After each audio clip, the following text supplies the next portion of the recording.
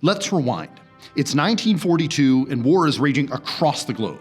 The U.S. has just joined and, despite some early efforts to ramp up war production, is woefully unprepared for the fight ahead. To catch up, billions of taxpayer dollars are funneled to private contractors building the machinery of war. Patriotism is high, but so are the risks of waste, fraud, and abuse, which threaten tax dollars and potentially American lives. Enter a little-known senator from Missouri, Harry S. Truman. After hearing complaints from constituents, he hit the road to investigate military spending firsthand. What he found, rampant mismanagement and waste, sparked the creation of the Committee to investigate the National Defense Program that saved billions of dollars, protected American lives, and set the gold standard for government oversight. This is the story of the Truman Committee.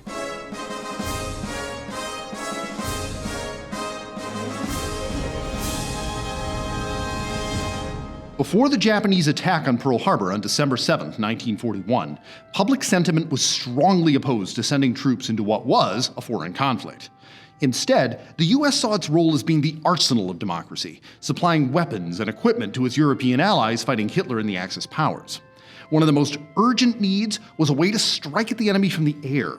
A new bomber, named the B-24, was seen as a potential solution. Behind me is a cutout of the fuselage of the famous B-24 bomber. You know, later on it's known as the Liberator because it's going to liberate England and Europe from the yoke of Hitler. But this thing was the monster of the American military arsenal. 110 feet wingspan, that's a third of a football field. 4 giant engines. It carried a crew of 10. It's got guns in the nose, at the top. The waist gunners out this window, out that window. The bomb bay opens up and it carries 8,000 pounds of bombs. It's going to go at an incredible speed of 300 miles an hour. It's going to go 3,000 miles before refueling. At the time, the designer, Consolidated Aircraft in San Diego, was producing just one B-24 per month.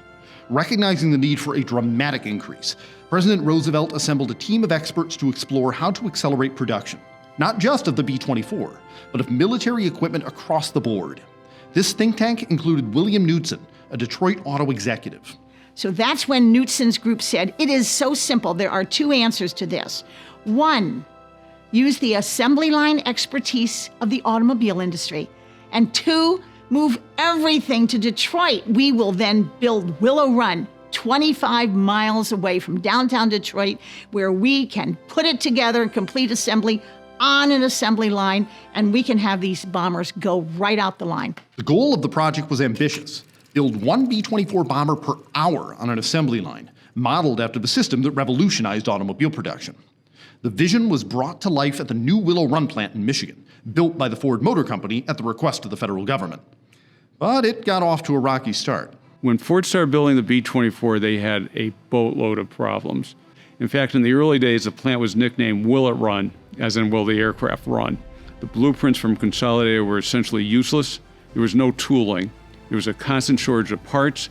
And then the Truman Committee found there was all sorts of shortages of labor. Ford was able to produce 50 planes came off the line in December of 1942. So they were behind schedule.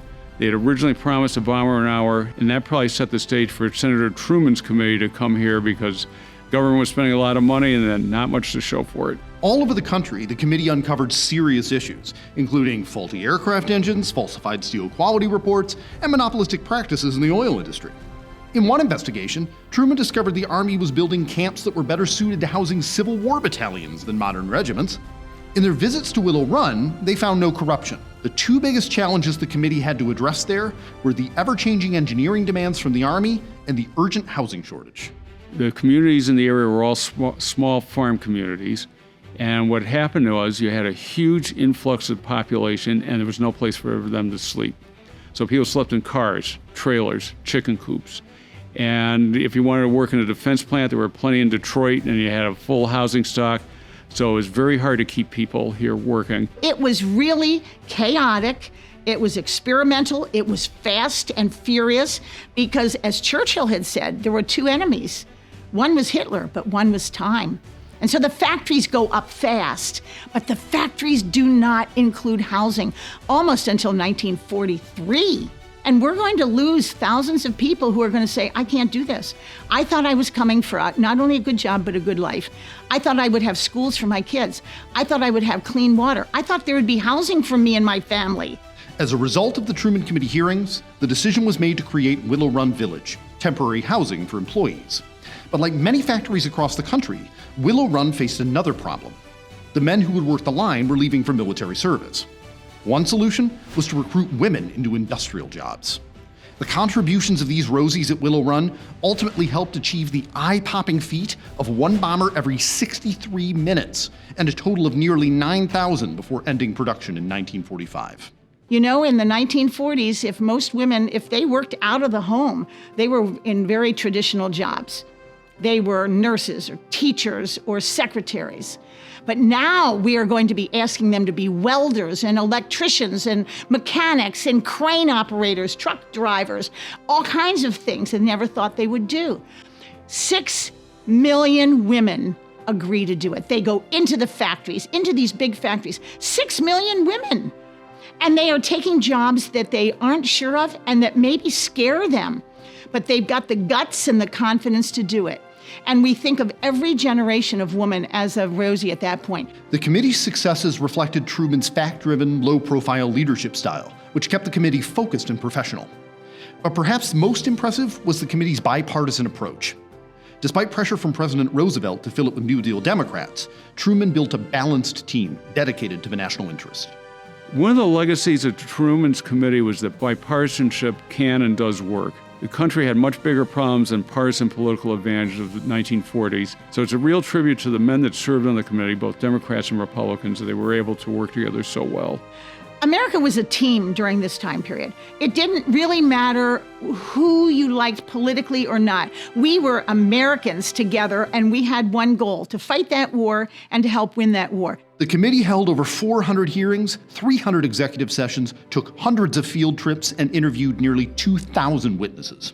Truman's innovation to the oversight process made it a standard policy to send drafts of its reports to all of the parties mentioned, to allow for comments or revisions before going to print. This commitment to factual reports is now common practice in modern investigations. Remarkably, every report they issued, dozens in total, was issued unanimously by both the Democratic and Republican members. The Truman Committee as a whole was enormously beneficial to the United States. Best estimate, it saved the government about $10 to $15 billion, which in those days was some real money. It saved countless lives because there was more equipment available and it was better quality equipment that gave our men and women a better chance of surviving. And I'd like to think it shortened the war because of more equipment. We simply outproduced Germany, Italy, and Japan. The arsenal of democracy was part of it, and Truman's committee was certainly a big part of the arsenal of democracy. In the face of war, one senator asked a simple question: are we doing the best we can? And thanks to that, the nation did. So, what are our takeaways? 1. Congressional oversight can save billions without hindering government activity. When done well, oversight can deal effectively with issues of waste, fraud, and abuse. The Truman Committee ultimately saved taxpayers an estimated $10 to $15 billion without disrupting critical war production. 2. Bipartisanship is possible and powerful.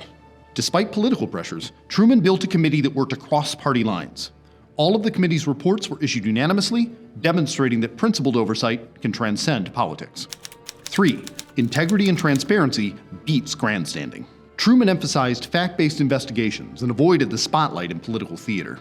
His goal was to fix problems, not score points, setting the standard for constructive congressional oversight.